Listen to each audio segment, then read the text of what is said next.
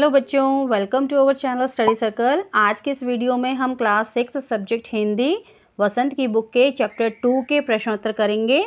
और अगर आप इस पार्ट को समझना चाहते हैं तो इस लेसन की फुल एक्सप्लेनेशन के लिंक मेरे डिस्क्रिप्शन बॉक्स में है, आप वहां पर जाकर इस लेसन को अच्छे से समझ सकते हैं। तो आइए शुरू करते हैं इसके प्रश्नोत्तर। जैसे कि आपको पता है कि इस पार्ट का नाम है बचपन और इसकी लेखिका हैं कृष्णा सोबती। तो पहला प्रश्न क्या पूछा जा रहा है, उम्र बढ़ने के साथ साथ लेखिका में क्या क्या बदलाव हुए हैं, पाठ से मालूम करके लिखो। तो उत्तर देख लेते हैं। उम्र बढ़ने के साथ साथ लेखिका के पहनावे में भी काफ़ी बदलाव आए।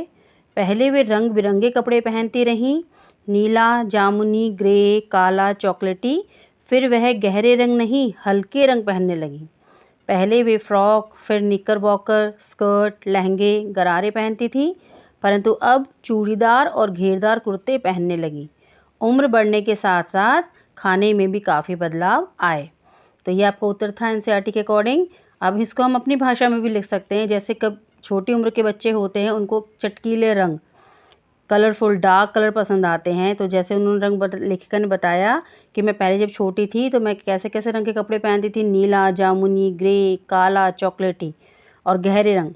पर जैसे जैसे उम्र बढ़ती गई है तो अब मेरे को उसके बाद कैसे पसंद आने लगे, गहरे रंग के नहीं हल्के रंग के कपड़े पहनने लगी हूँ।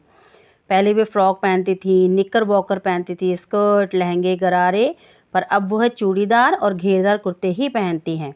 इस तरह से उम्र बढ़ने के साथ साथ हमारे पहनावे और खाने में भी काफ़ी बदलाव आते हैं। सेकंड क्वेश्चन है, लेखिका बचपन में इतवार की सुबह क्या क्या काम करती थी। तो जैसा पाठ में हमने बताया था, इसका उत्तर भी देखते हैं। लेखिका बचपन में इतवार की सुबह अपने मोजे धोती थी, उसके बाद अपने जूते पॉलिश करके चमकाती थी। तो इस तरह से पता पड़ता है कि जो इतवार के काम थे वो उन्हें अपने आप ही करने पड़ते थे। जैसे हमने लेसन में भी पढ़ा था कि कोई भी उनकी नौकर या नौकरानी उनकी इसमें हेल्प नहीं करती थी, वो उन्हें खुद ही करना पड़ता था।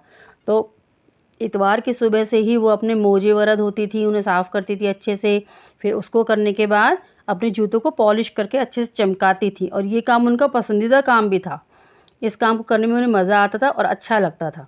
प्रश्न नंबर 3 देखते हैं। तुम्हें बताऊंगी कि हमारे समय और तुम्हारे समय में कितनी दूरी हो चुकी है, यह कहकर लेखिका क्या क्या बताती हैं। तो इस क्वेश्चन में पूछा जा रहा है कि वो लेखिका पूछ रही है कि हमारे समय में क्या होता था और आजकल के समय में क्या होता है और कितनी दूरी आ चुकी है। दूरी इन द सेंस कि इतना डिफरेंस आ चुका है कि पहले के कामों में और आज के कामों में। तो चलिए उत्तर देखते हैं।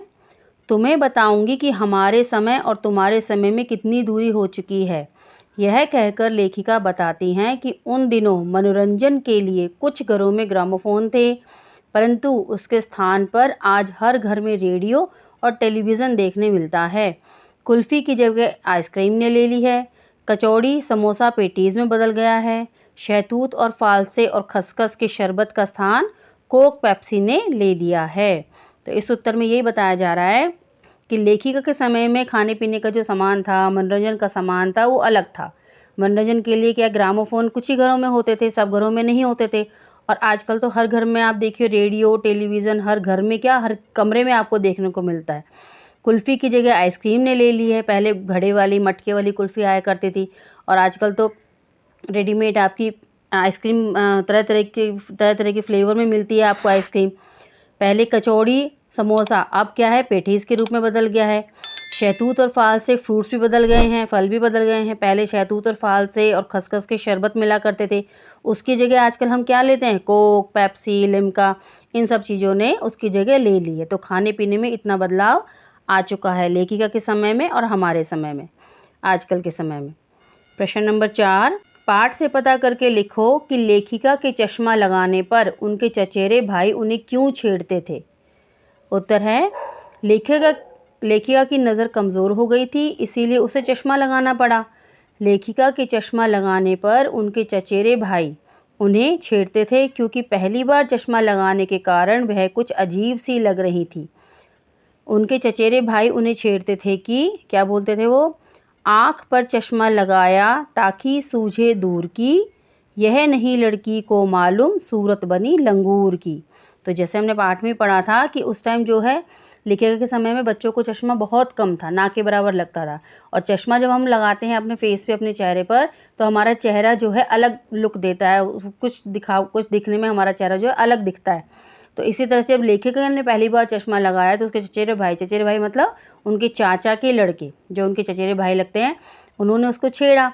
किस तरह से, क्या पंक्तियाँ गाकर सुनाया था कि भाई आँख पर चश्मा लगाया ताकि सूझे दूर की, कि कोई और दिखेगा तो चश्मा लगाकर ऐसा लगता है कि भाई बच्चा बहुत इंटेलिजेंट है, बहुत दूर तक की सोचने वाला है। यह नहीं लड़की को मालूम सूरत बनी लंगूर की, और लड़की को ये खुद नहीं समझ में आ रहा कि उसकी सूरत क्या है, सूरत लंगूर जैसी लग रही है चश्मा लगा के। तो इस तरह से पंक्तियाँ गा करके उसके चचेरे भाई उनके लेखिका को छेड़ा करते थे। प्रश्न नंबर 5, लेखिका बचपन में कौन कौन सी चीज़ें मज़ा ले लेकर खाती थी, उनमें से प्रमुख फलों के नाम लिखो। तो उत्तर है इसका, लेखिका बचपन में चॉकलेट और चने, जोर गरम और अनारदाने का चूर्ण मज़ा ले लेकर खाती थी। इसके अलावा रसभरी, कसमल और काफल उनके प्रिय फल थे। वह शहतूत, फालसे और खसखस का शरबत पीती थी। तो ये उनके प्रमुख फल थे जो उन्हें बहुत ज़्यादा पसंद आते थे, जिनको वो मज़ा ले लेकर के खाती थी। तो चलिए, यहीं पर समाप्त होते हैं हमारे चैप्टर 2 बचपन के प्रश्न उत्तर। और अगर आपको ये वीडियो मेरी पसंद आई है तो इसे लाइक करें, मेरे चैनल को सब्सक्राइब करें और बेल आइकन दबाना ना भूलें, जिससे आपको मेरी सभी लेटेस्ट वीडियो की अपडेट्स सबसे पहले मिले। और अपने ज़्यादा से ज़्यादा दोस्तों के साथ इस वीडियो को शेयर करें। तो चलिए, मिलते हैं अपनी नेक्स्ट वीडियो में। जब तक के लिए bye, take care and have a nice day. Thank you.